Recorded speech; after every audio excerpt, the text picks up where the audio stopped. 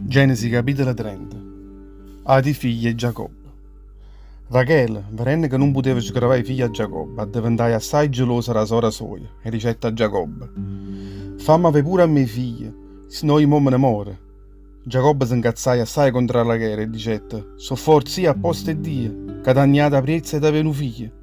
E stessa tanto che ella le dicette: a piccare una serva mia, Bila, a unisci tu con quella, così che la sgravasse in coppia di nocchie meie, e avesse pure in un figlio mio, per mezzo di quella. A così che ella retta serva sua Bila per moglie Giacobbe, saunetto con questa. Bila rumanette prene e sgravai a Giacobbe un figlio. Rachele, subito dicette: Dio mi ha fatto giustizia e ha sentito pure la voce mia e mi ha mandato questo figlio, perché sto chiamai Dan. Bila serve Rachele, rumanette prena nata volta e sgravai a Giacobbe nato figlio. Rachele dicette: ha già avuto a sostenere una guerra assai terribile contro Assorma e l'ha già venduta, perché sto chiamai Neftali. Tanne Lia, vedendo che essa non poteva avere più figli, piai pure essa che la schiava sua, Zilpa, e ha retta a Giacobbe come moglie. Zilpa schiava e Lia sgravai a Giacobbe un figlio. Zilpa dicette: è una bella sorte, e o mettette a nome Gad. Poi Zilpa sgravai nato figlio a Giacobbe e dicette: chi è papriezza mia, perché mo tutte femmine mi chiameranno viata, e perché sto chiamai Aser. Quando arrivai il tempo che si metteva urana, Ruben ascette e trovai il mandragora, e portai subito a mamma sua Lia. Rachele dicette a Lia: dammi un po' che li mandragora, che tu hai portato a figlia. Lia invece rispondette dicendole: non ti basta che hai fatto arrasare a me a marito per dopo insieme con te, perché mo dopo pure il mandragora lo figlio mio. E Rachele rispondette dicendo: fallo pure con qua vicino a te stanotte, ingagnere il mandragora che ti ha portato figlia. Quando che la sera Giacobbe tornai in da terra, Lia le jette incontro le ricette, che stasera deve venire con qua vicino a me, perché io oggi pavate che mandragora che mi ha portato figlia, un ritto deve avvicina che stanotte. E così Giacobbe si cuccava vicino a questa che l'ha notato. O signore accontentai Lia, che rumanette prena che la notte, e sgravai Giacobbe un quinto figlio. E gli dicette: Dio mi ha dato la mesata, perché ha giurato a schiava mia a marito, perché so chiamai Isaccar. Gli sgravai ancora un figlio a Giacobbe, e questo fu il sesto figlio. E gli dicette: Dio mi ha fatto un bello uriale, che stavolta marito mi vorrà più bene e l'ada, perché sono stato capace era 6 figli, perché so chiamai Zabulon. Poi sgravai pure una figlia, che mettette nome Dina. Dio si ricordai pure Rachele.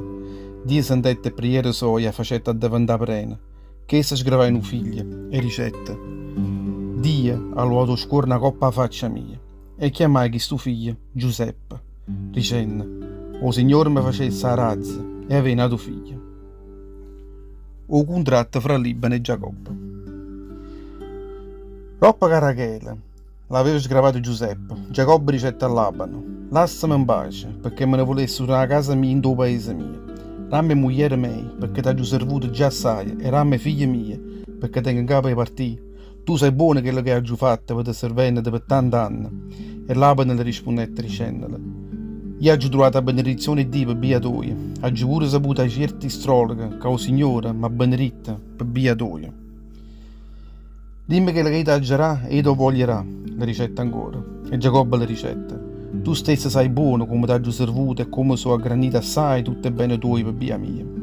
Che lo poco che tu tenevi prima, che venisse a te, si è aggranito 100% e il Signore ti ha benedetto in coppa di passa mia. Ma mo, quando mi metterai a faticare un poco pure io per casa mia? Quando ti aggerà, rispondette Labano. Io non voglio niente a te, dicette Giacobbe. Se tu vorrai per me tutte quelle che ti dico, io torno a ragionare volta a pascere l'armiente tua e lo sta attento. Oggi voglio fare un giro in tutte le vestiamme tue.